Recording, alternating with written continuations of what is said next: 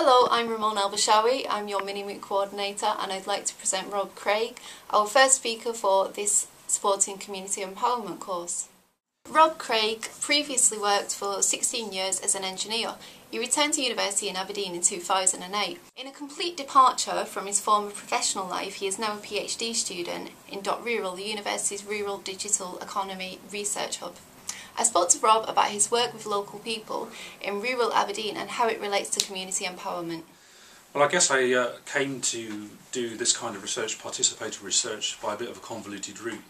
I used to be an aeronautical engineer and I spent 16 years in the engineering profession. And I came back to university in 2008 in search of something different to do in life, and I think I found it, really. I did a little bit of work during my master's degree looking at issues of accessibility between the islands and the mainland of Scotland. And I think it was during that work and subsequently that I realised some of the things that I didn't like about the way I'd approached that research, about the arm's length attitude that I'd taken to doing the surveys. And I think the fact that when I did the survey and look back on the survey again, when you actually visit the place you realise some of the stupid questions that you're asking in surveys that are constructed at arm's length when you don't understand the place and the people and the history and the culture. And that was really one of the main starting points in terms of getting into participatory research for me. I then had this opportunity to come and do a PhD, and I resolved from the start, because of the nature of the subject matter, that I wasn't going to approach it in the way that I'd done my master's research. And it's really just happenstance that that brings me to the point of having done the work in the way that I've done it. It wasn't some grand plan. It was a combination of my personal values, my own experiences, the influences of people that have done work of a similar nature around me, some things I'd read and been asked to read and told to read or suggested that I'd read, and all of this came together to have a real sort of powerful influence on the way I wanted to approach this research. So I think because of that, as I said, it kind of evolved, and it's still evolving. It's evolving all of the time. It's not just you write down a plan and away you go, there you are, you're doing participatory research. It's a constant process of doing things and thinking about them, trying to do them better next time, and looking at your behaviour and the ways in which things have come out once you've been doing them in the field. I think one of the things about this work, and it's one of the points of reflection for me, is that the agenda's been set by me in this work, which sits uncomfortably with me. But in some respects, I feel that you always have to have somebody with an agenda involved somewhere. I had a strongly held belief that the way in which work about accessibility had been tackled in the past was great, but hadn't gone far enough. So the work is conceived as a project about accessibility, in particular its relationship with social exclusion, and how you might increase accessibility and help tackle social exclusion. And we do that from the perspective of the individual, an individual person living within a rural community. And the ultimate aim of that really is to be able to try to come up with some way in which we can understand what the picture is on the ground, what the picture of accessibility and the picture of social exclusion is on the ground, in a way which might enable us to, or anyone, say a public sector organisation or a local charity, to make decisions about how they can use their resources, and in some cases very limited resources, to greater effect. But ultimately it's really about the pursuit of greater social justice. So distributing those resources so that they can benefit more people more appropriately. And within that subject matter we're deploying participatory approaches, a kind of a community learning and development type participatory approach. So it's almost a community development project within the academic wrapper of accessibility and social exclusion. So I've kind of conceived of accessibility in terms of two questions, and it's questions such as who can or can't you be and why, and what can and can't you do and why. So it's really about the achievability of outcomes, roles that you can take on in life, things that you can achieve in life. And what we're trying to do is trying to assess the achievability of outcomes by knowing about the opportunities that people have to do things and the capabilities they have to take advantage of those opportunities. So when it comes to participatory action research, the starting point for me is this particular picture, where you've got two aspects of research. You've got direct action and you've got indirect research. Now, direct action for me means anything that anyone would do within their community, any charitable work, anything, whatever it may be. And then you've got indirect research, and that's the kind of research that all too often gets done at arm's length. But for me, you then bring these two things together and their point of intersection. That's to me what summarises or signifies participatory action research. So I believe that you involved people at a local level, that they became the researchers. Before I kind of got into the depth of what participatory working meant, I had an idea in my head to try to form a little local research team. So I recruited 3 ladies, one from each of 3 villages, and that was more by luck than judgment, because there wasn't an awful lot of people coming forwards to take part. And one of the things I think about that is that I didn't start early enough in trying to recruit people to take part. So if I'd have started a bit sooner, then maybe there would have been more people willing and able to be involved. Having said that, there's a downside to having more people come forwards, and that's you then have to engage in some kind of recruitment process, which means you've got to start making value judgments about people's worthiness of being involved in the project, and that doesn't sit easy with me either. And what were their reasons for doing it? I think all of them have genuine interest in trying to improve, in their words, local public transport. So that's what they're interested in being able to contribute to. And I think that's something to do with they've been involved in that in the past. They've lived in the area a very long time, so they've got experience of the change of the level of accessibility in their village. I was very lucky in finding these 3 people as well, and in some respects I think it could be a little bit false, because it's not always that easy to find people that can work really well together. I've got a little homespun theory here that during our work there were 3 stages of becoming. The first one of those is called becoming participant, then becoming researcher, and becoming surveyor. Now I've said that these are revealed stages, but you know, it's a bit of a point for debate really, whether it's revealed or whether it's consciously planned, or subconsciously planned rather. So becoming participant is where we got together as a group, and we formed as a group and worked out how we were going to work together and what we were going to do. Then becoming researcher was characterised by some little talks that I gave about various aspects of research, how to design surveys, what does it mean by information and data, what are the ethics of doing research, and so on. We also did some other things, like we came to the university to do a day's training that the School of Education provided for us, and that was about giving and receiving feedback, which is a very essential part of this kind of work, being able to do things and then reflect on them.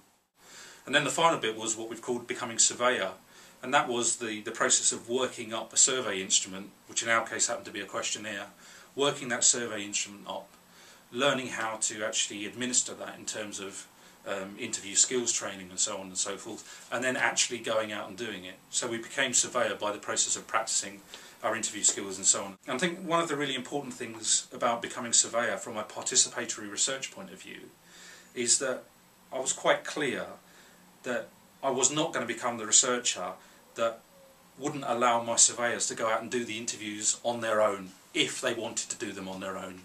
Now I may have more freedom to act as I wish. There may be less riding on it for me, which enables me to allow these people the freedom to do the interviews. But it's still something that I fervently believe is a key part of building a trusting relationship with people that you're working with in the community, not preventing them from doing anything that they choose to be involved in, and giving them all the opportunities and all the help to become involved in those things. So what does community empowerment mean to you? I guess there's 2 aspects to that. There's what does it mean in sort of practical terms, and what does it mean in personal, sort of more emotive terms. If I think about the practical terms to begin with, I think it's an outcome, not an action. I think it's about helping people or working with people to help them remove the barriers to them taking a full part in life, as it were, for them being able to do things to improve their life situation.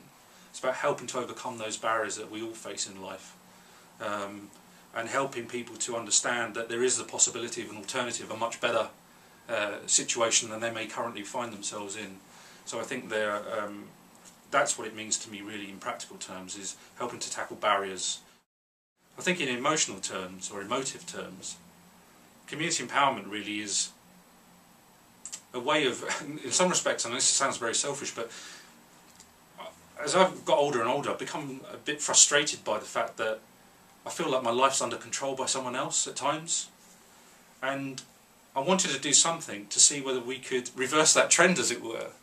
You know, instead of waiting for things to happen to us or be done to us, to see whether we could actually get out there and take control for ourselves.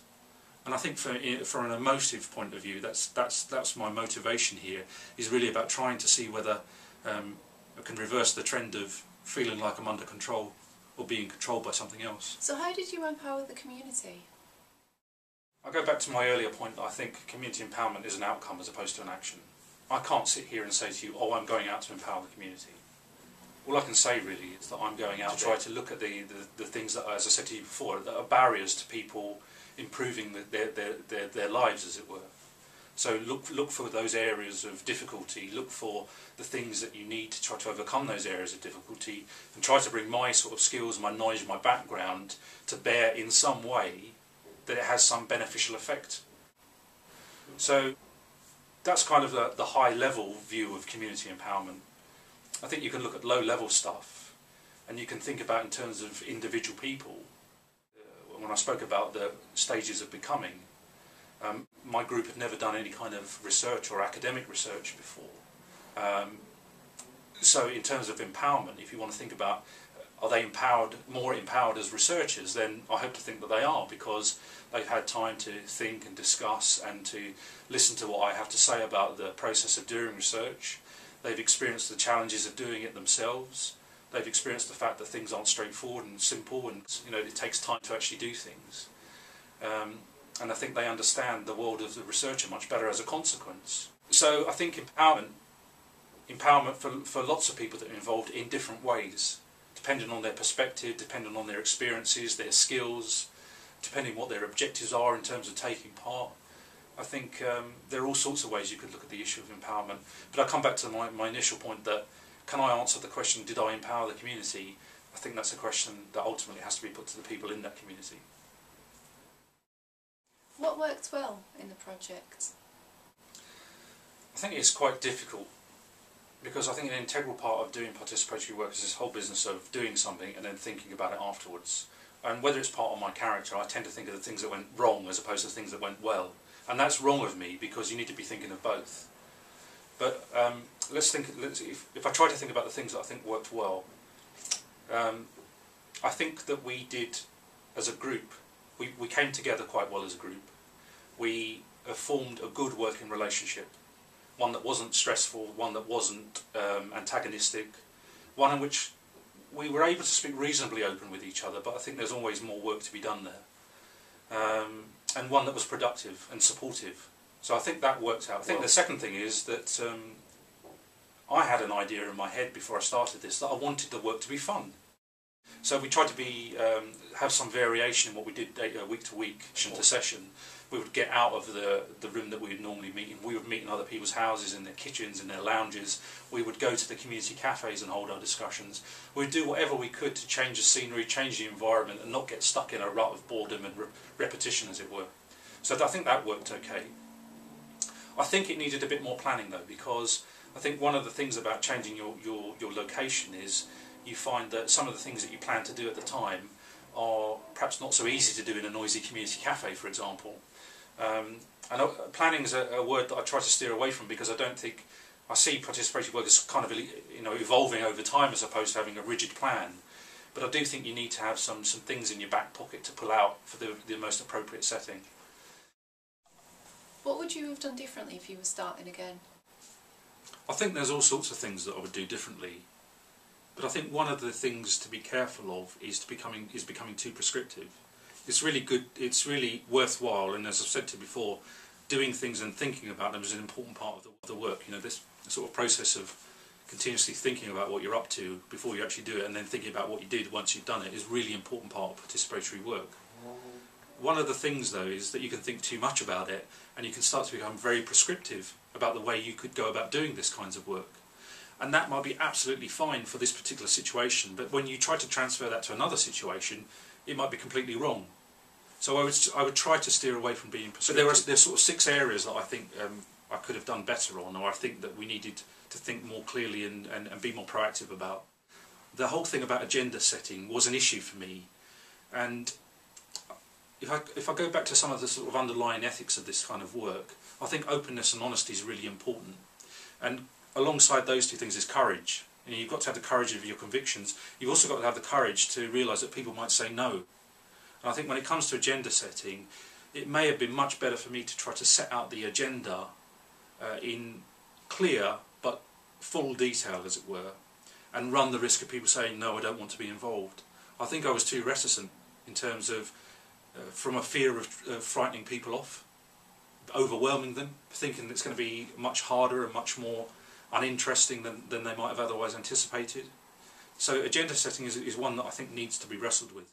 It's a really difficult thing to take this abstract subject matter and try to make up a case that people can understand and can buy into. And you can't do that in a couple of hours of meeting once a fortnight.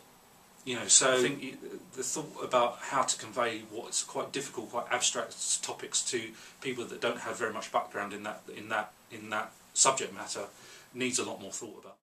I think the other thing was I had a big wrangle in my head going on about my positionality in the group, i.e. my position relative to others.